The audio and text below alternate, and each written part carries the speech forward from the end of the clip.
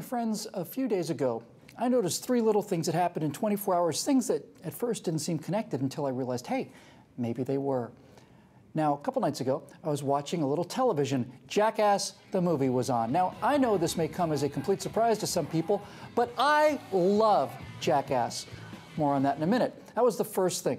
And then a commercial came on.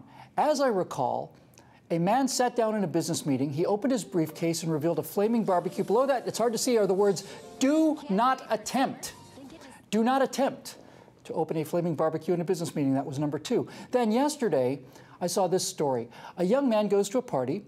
A guy at the party offers $5 to anyone who'll let a woman hit him in the face. The guy takes the bet, gets hit in the face, takes the $5, staggers outside, and drops dead from a ruptured artery. The woman is up on charges.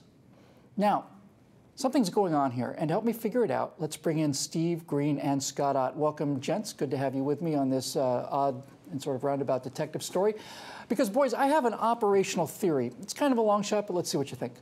Steve, if you can even find a playground these days, it won't have monkey bars or swings you can fall off of, and that awesome spinning thing, that's a long one. It's probably got crunched rubber in case a 2-foot-tall kid trips and falls down. Can't even skin your knee anymore. Now, I maintain that Jackass and these kind of stunts is a rebellion against this kind of nanny statism. What do you think?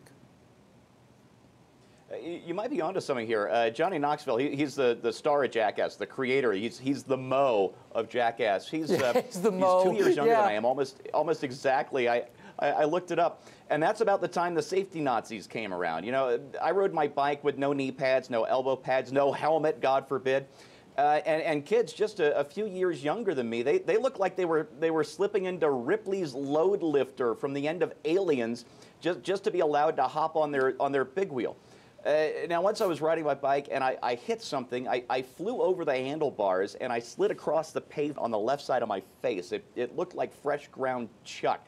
You ever pulled gravel out of your cheek while walking a bike with a flat tire a half-mile back to your house? It's just miserable. So I don't know if your theory is right. There's no way to test it, but I can tell you that I have never, ever once thought about doing stunts on my bike after that one where I flew over the handlebars. I bet you all three of us have had the same experience, and that is crashing a bike, being cut and bruised and bleeding, and maybe with broken bones, and the first thing out of our mouths is the bike okay? Scott, part two. That's right. Yeah, we've been there, boys. Part two of the puzzle now. Professional driver on closed course. Do not attempt. Do not try this at home. Do not insert into ear. Do not drink pesticide for external use only. Suit does not allow user to fly. Skateboard does not possess brakes, and so on. Do these endless warnings and the lack of swing sets and all that stuff make us safer, or do they make us not only stupider, but in one sort of weird way determined to be stupider? Yes, I think they do. And in fact, they don't achieve their objective. There's nobody who's going to be able to go into court and say, hey, we put the warning on there that said, you know, do not open this briefcase full of burning meat in a business meeting. It's not going to stop the lawsuit from going forward should ever a lawsuit like that emerge. They don't achieve their objective. It's CYA behavior. It's this constant, you know, satisfy your attorney's kind of perspective to life. And I think you're right. I think there's a certain degree of people's frustration that they can no longer have adventure. They can no longer take risk. Boys can no longer be knights and cowboys. No, that's right, they can't. Unless they're doing it on a video game, of course, from the safety of their own basement. Mom can bring them some nachos and some Pepsi. Steve, part three of the puzzle now. Have we really become so removed from the threat of real violence that we're willing to let people punch us in the face as hard as they can just for the fun of it? I got punched in the face once in junior high, and I punched back, and neither of us enjoyed it too much, as I recall. What the hell is going on here? Yeah, Bill, it's not just violence. Look at how far consequences have been removed from actions. If you want wealth, you play the lottery or find a body part in your soup. But don't work for it. You'll get taxed out of existence and get called bad names by your own president. You didn't save for your retirement? Here you go. You didn't know your adjustable rate mortgage would get adjusted up? Well, we have a program for that, too. Yep. About the only bad decision you can't escape from these days is taking on $150,000 in student loans to pursue a degree in everyone is to blame but me studies at an Ivy League school. Yeah, you know, we're not dumb. We look and we see and we change our behavior to different circumstances, and these days recklessness can pay off handsomely. That's why we see so much of it. Perfectly said. All right, Scotty, back to you. You and Steve and I probably did bike stunts as kids, but they were worthless and weak compared to the death wishes that we see on YouTube every day. I heard that 60% of Gen Y kids expect to be famous someday. Do you think that these stunts are a ticket to YouTube and Facebook fame? Because lots of kids are getting seriously hurt out there every day, and they're doing it for some reason. Well, the great thing about YouTube is 60% of Gen Y kids are already famous. It's just not many people know about it. They are famous within their certain little cluster of friends. They're, you know, there's 76 Facebook followers. Yeah, exactly. Yeah, it is. I think that there is that desire. I want to be known. I want the world to see that I existed. There was a reason why I was born. I left an imprint of some sort. Now, you know, for that kind of thing, people used to go off to war, explore new lands, or, you know, do some bold, real adventure that had tangible, positive results. Now we've settled for this lukewarm half measure of doing a triple flip on your BMX bike. Yeah, that's right. That's right. Okay, guys, here's my Uber theory. Jackass is about a bunch of friends who go out and do violent and dangerous things. Now, I know most people look at Jackass and they're kind of ashamed, but I watch them and I find myself ashamed of myself that I'm not a part of them. Look at that. That's awesome. That's just fantastic. I would do that tomorrow. I would do it tomorrow. I suspect that it's bred into me and that it's a product of the fact that I've never had to actually do anything dangerous against my will. And that's a first in human history, guys, a generation like ours where we haven't been forced to go out and do these kind of dangerous things against our will. Steve, are we inventing hardships? Because on some level, the human males, really, let's be honest, need hardships. Yeah. Do we need the test of violence and shared pain, do you think, to really be fully human? Oh, look, I'm married with children. This is about as much shared pain as I can handle.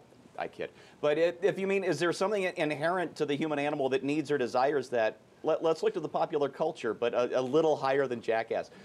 Look at the Lord of the Rings books or the original Star Wars movies, or, you know, even the Bad News Bears. So much of what we look for in entertainment shows us teams coming together to do great deeds. It can be warlike, or it can be a simple game of baseball. But it seems the things we love to read and watch the best all show these groups of people coming together to fight long odds. Maybe a philosopher or a pastor could explain why we need it, but I don't think you can deny that need is real. I think that's exactly right. It's shared hardship and shared pain that weld friends together on some level. And by the way, women don't seem to have this magnificent genetic defect. Steve Green endures the hardship and pain of presidential addresses and GOP debates so that you don't have to. You can read it and weep at vodkapundit.com. Scott, you and I and Steve were raised to take care of ourselves. I know that. I know it. I've known it before I met you. We got banged up, and we learned what we could get away with and what was likely to break bones or necks or shoot our eyes out or whatever. Do you think that this constant do not attempt rubber-floored playground culture is doing the exact opposite of what it was intended to do? It's not making kids safer, but rather it's creating a generation of reckless idiots rebelling against this doting mediocrity. There is nothing like undue caution to result in injury. I mean, the worst thing that you can possibly do to a child who is doing something dangerous is go, be careful, be careful, be careful. Just let him go. If he's climbing the tree, let him climb the tree. And I always told my kids, you can climb any tree you want as long as you get down yourself as well.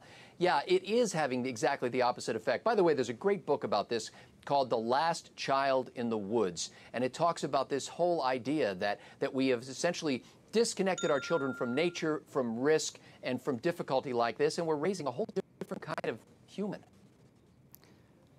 Scotty, you just made me sad. You just made me think about something that never occurred to me before. I bet you the kids out there, they just never climbed a tree. They've never done it, ever. They have no idea what it's like. It's an awesome experience.